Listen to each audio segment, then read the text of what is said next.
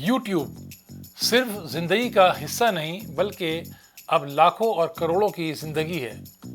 एक ऐसा प्लेटफॉर्म जो किसी के लिए ज़िंदगी का सहारा है तो किसी के लिए तफरीह का। हम कह सकते हैं कि दुनिया अब यूट्यूब के इर्द गिर्द घूम रही है।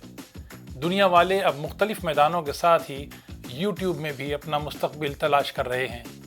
लेकिन क्या आप जानते हैं कि इस यूट्यूब का एक फाउंडर यानी इसकी बुनियाद रखने वालों में एक मुसलमान है। मैं हूं मंसूरुद्दीन फरीदी और आप देख रहे हैं हमारा ख़ास प्रोग्राम बाखबर।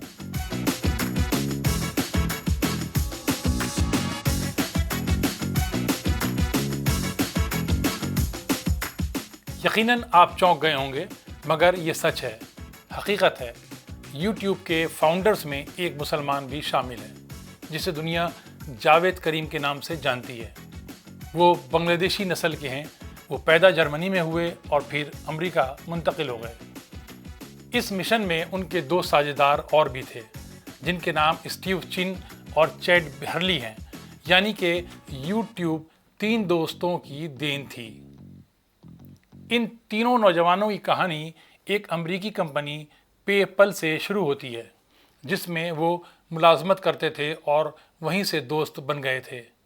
एक गैराज में बैठ के आपस में बातें किया करते थे। यही दोस्ती यूट्यूब को वजूद में लाई। वो एक साथ वक्त गुजारते थे और नए नए तजर्बात आजमाते रहते थे। एक मर्तबा जावेद करीम के जहन में वीडियो क्लिप को अपलोड करने का ख्याल आया, लेकिन इसमें मुश्किलात का सामना करना पड़ा। यही लम्हा था जब जावेद करीम के दिमाग में एक ऐसी वेबसाइट का ख्याल आया जिस पर लोग वीडियो आसानी के साथ अपलोड कर सकें और दिगर उसे देख सकें। इस सिलसिले में यूट्यूब का पहला खाका जावेद करीम ने एक ईमेल में पेश किया था, जिसको गूगल ने इस इनकलाब की बुनियाद माना है जिसे अब दुनिया यूट्यूब की दुनिया के नाम से जानती है। दरअसल यूट्यूब का डोमेन 14 फरवरी 2005 को एक्टिवेट हुआ था।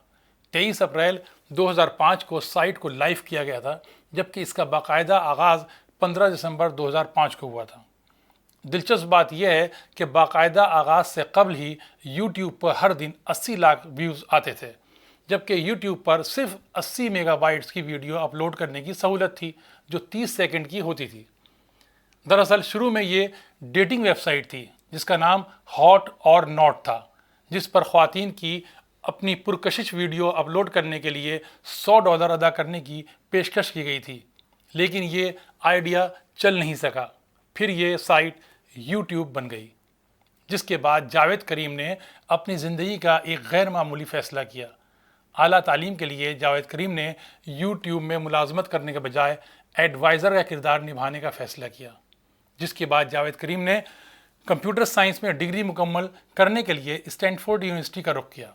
दूसरी जानिब यूट्यूब एक साल से कम अरसे में आलमी रुझान बन गया, जिसके बाद internet giant search engine Google ने यूट्यूब की मकबूलियत से मुतासिर होकर उसे 2006 में ख़रीद लिया। क्योंकि गूगल की अपनी वीडियो साइट गूगल वीडियोज़ 2005 में शुरू हुई थी, लेकिन नाकाम साबित हुई। गूगल ने इसके लिए $1 अरब 65 करोड़ अदा किए थे। उस वक्त तक यूट्यूब के बानी हर्ली और स्टीव को यूट्यूब के मरकज़ी किरदार की हैसियत से पहचाना जाता था, और यूट्यूब के तीसरे शरीक बानी जावेद करीम कहीं गुम नाम हो चुके थे। लेकिन गूगल ने सौदा तय होने के बाद यूट्यूब के एडवाइज़र जावेद करीम को गूगल के शेयर्स में $6.5 करोड़ का हिस्सा दिया। यूट्यूब के तर्जुमान का कहना था कि जावेद करीम उस आइडिया का हिस्सा हैं जिसे यूट्यूब की शक्ल में तख्लीक किया गया है, इसलिए उन्हें यूट्यूब के फाउंडर्स में से एक तस्लीम किया गया।